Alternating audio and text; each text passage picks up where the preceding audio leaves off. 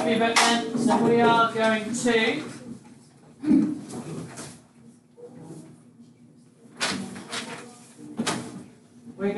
convert recurring decimals into fractions. Okay?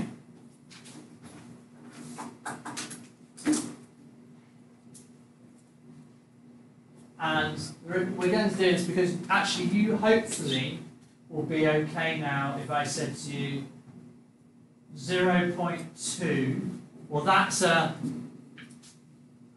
terminating decimal, so it stops one decimal place.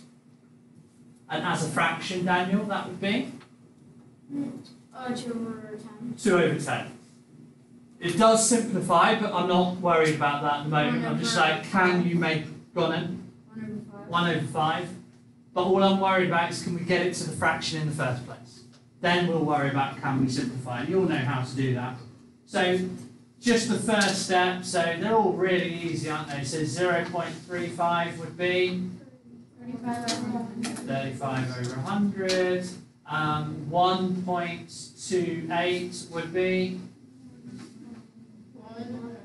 1 and 28 over 100, or 128 over 100. Yeah? Either way. So when we've got terminating decimals, it's fine. The question would be though, let's say we've got a recurring decimal, like 0.3 recurring. So you know what that means, don't you? 0.33333. We actually know this one, which would be 1 over 3, 1/3. So that's basically a memorized one, right? And maybe others that we could work out. So 0.6 recurring would be, it's not 1/6, not 2/6. It's what? It can't be 1/3 because this is 1/3 and this is different, but it's closer than what the others are saying. If 0.33333 is 1/3, 0.666 is 2/3. 2/3. Yes. Well done. 2/3. Okay. But then we're done by memorizing. So the question would be, what if we had one like 0.42 recurring? How would we turn that into a fraction? Go on. Simplify it. How can you simplify it? It's a decimal. Since there was 4 on the other side of the 2, Well, there will be, won't there? So this number would be 0.42424242. I can't write it because it goes on forever like that. That's the whole point of a recurring, non-terminating decimal. It never stops. So one thing people say is, oh, it's just 42 over 100. But it's not, is it? What would you say? Pardon? Times the 0.42 times 100. And you get 42.424242. Still not a fraction. But actually, that does help us. I'll explain to why in a minute. But are you all happy that I can't write 0.42 as 42 over 100? Or do you think you can? Why can't I do 0.42 as 42 over 100? because it's not that. It's infinite. So what is 42 over 100?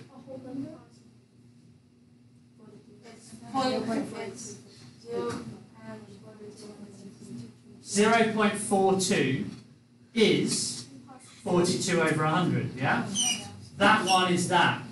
But this one is bigger, isn't it? Okay, so there's a question. We've just said, yeah, I mean, actually sort of makes sense. What if you did 42 over 100 and put the recurring signs over? No, it doesn't. So for the 42, 42, 42 carries on. You divide it by 100, you get... But actually it doesn't, because 42, 42, 42 would be like huge, wouldn't it? So that doesn't make any sense. One recurring zero. Yes, okay, yeah.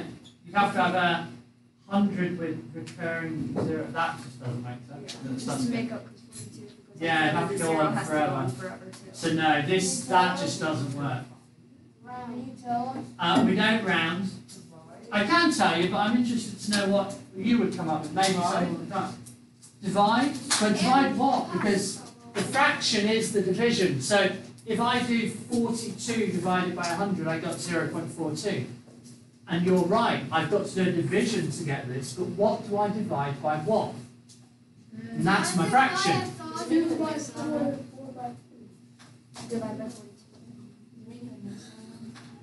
Right.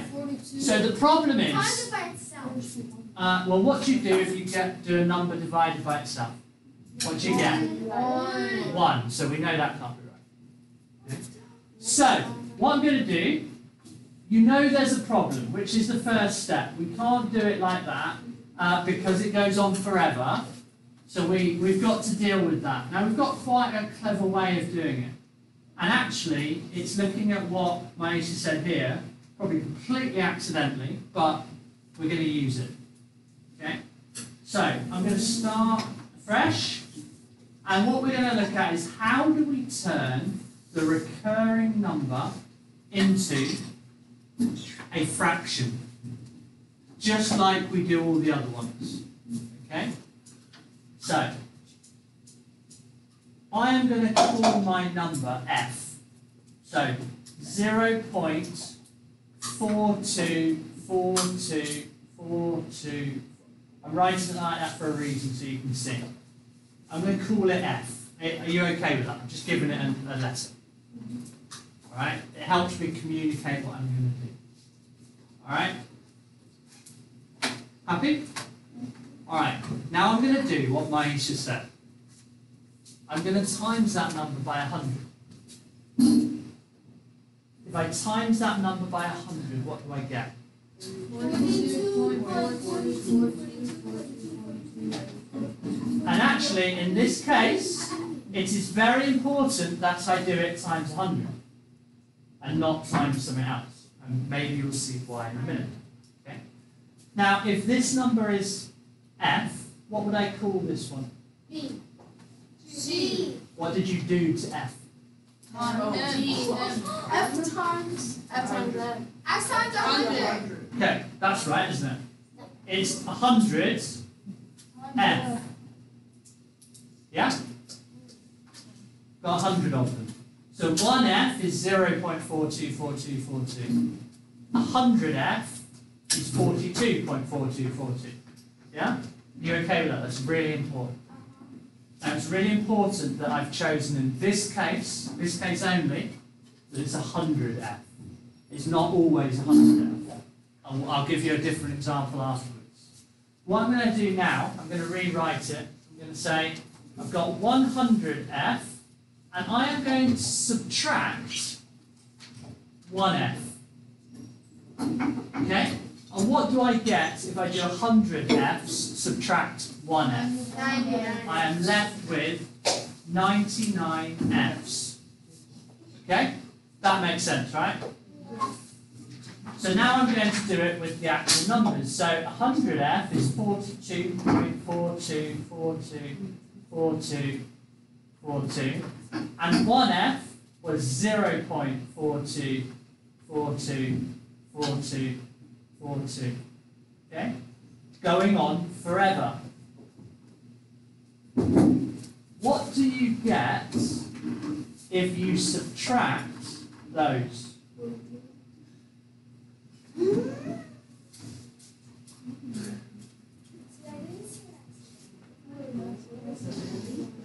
Now, you might be going, but how? Well, if we take each column, right, 42 divided by 0 is, no, not divided by, subtract. 42 subtract 0 is 42. But if we look at the, you're going to go, but how do you subtract an infinite number of numbers? It goes on forever. But so does this one. They both go on forever, and they are, and this is why it was important to look at what it was. 4 lines up with the 4. The 2 lines up with the 2. So if you do subtract the columns, every single one of them ends up as 0. So I end up with 42.0000000. But, and that goes on for infinity, but I don't need them. So I am left with 99 F's equals 42. So I'm just going to rewrite that over here. 99 F's equals 42. Happy with that? Yeah. What would 1 F equal? 1 F, if 99 equals 42, one of them would equal 42. What? 42. 0.42. 0.42. No. 0.424242. 0.42 But, yes, it does. You're right. But, if 99 F's equals 42, how do you find 1 F? By subtracting. Not subtracting. Divided. What? Divide by what? 99 divided by 99.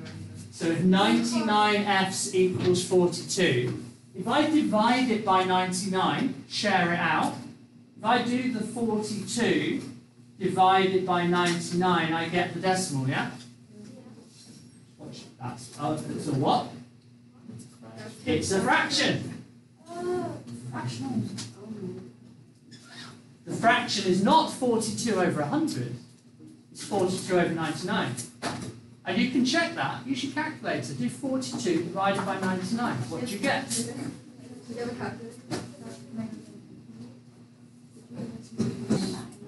So you've just done your division on your calculators and you've all proven, you've shown that it works, yeah?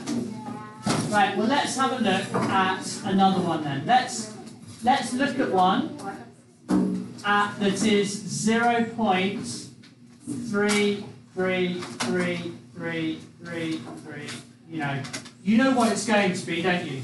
What's it going to be?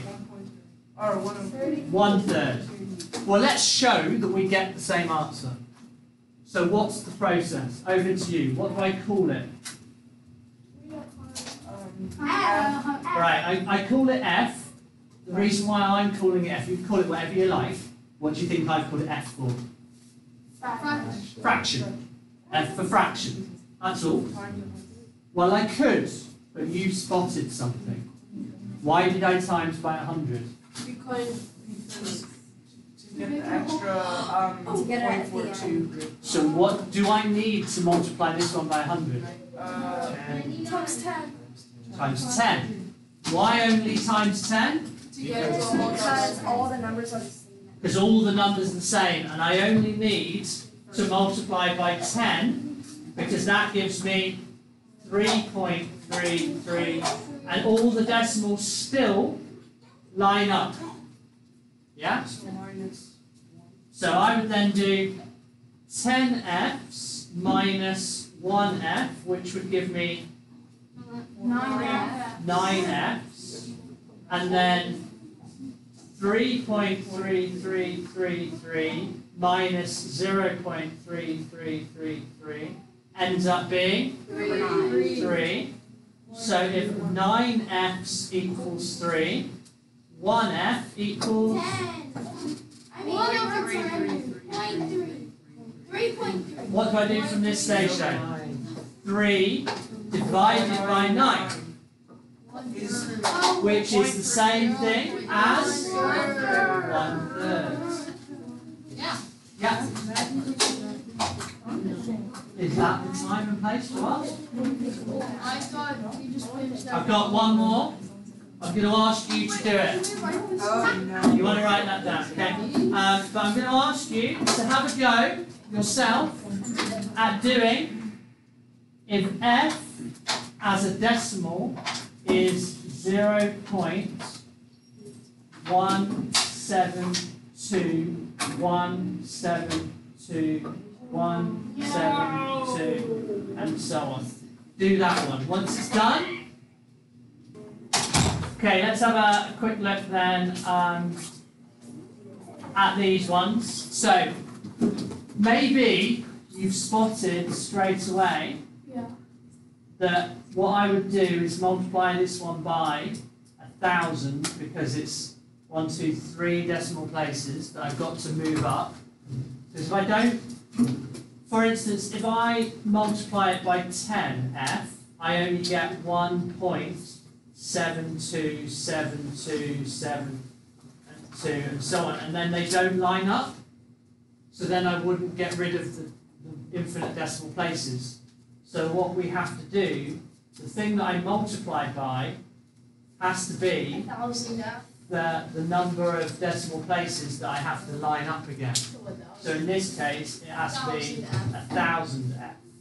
And that gives me 172.172, and they all line up.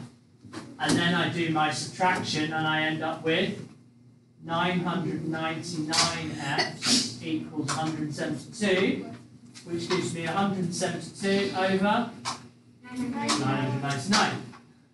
Now, maybe you're spotting the pattern, and you might suggest, ooh, well, I'm going to predict that if this one is 2 decimal places recurring, I'm going to expect potentially that it's 14 over 99. And you'd be right. How do you do it? And this one will be, 1,382 over 9,999. your voice was really sweet and multiple. Go on. For I think I got it. I don't know. Go on then. But I've done 0.16 and it has 0.16 and that's recurring over the 6. Yeah. You times that by 100, so it's 16.6 with the recurring over it. Okay. And then you minus 0.16 with the recurring over the 6. And then you get 15. I don't know. This is just Well, for a start, actually, this is an important step. There are different ways we could do it. If I did it like this, if I now did 100i minus I, I'd end up with 99 i's, yeah? Happy with that? Everyone paying attention? Stick with me. It's important, because these are the ones that are slightly more difficult. Okay? Are you happy with what Thomas said? He's picked times by 100. Right? The 6s all line up still. Now, it might not be that that has to happen, but are you okay with most of the 6s all line up? Yeah? Who's following that? What happens if I subtract? So I've got 100 i's, take away an I, I'm left with 99 i's, yeah? But what am I left with decimals? So 16.66 subtract 0.1666 would leave me with what? 16.5. You okay with that? Yeah? Maybe if I rewrite it the other way up. So if I put the 100i above and the 16.66 that way round. Right, well that's the issue, isn't it? Because then I've got 1i is 16.5 over 99. But what did we say? Did we say yesterday? You can't leave a fraction. Yeah, do you remember we said we could use it if it's part of a calculation, but this is our final answer, so I'm not allowed that. So what can I do?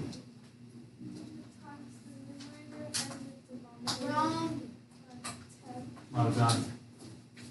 If I times it by 10, top and bottom, I get rid of the decimal, don't I? I keep the fraction the same, and it becomes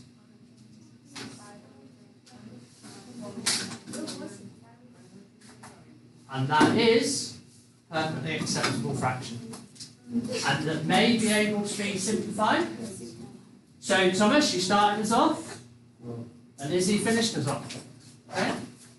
But good stuff, that's it. That's the final one. Did you get that, Daniel?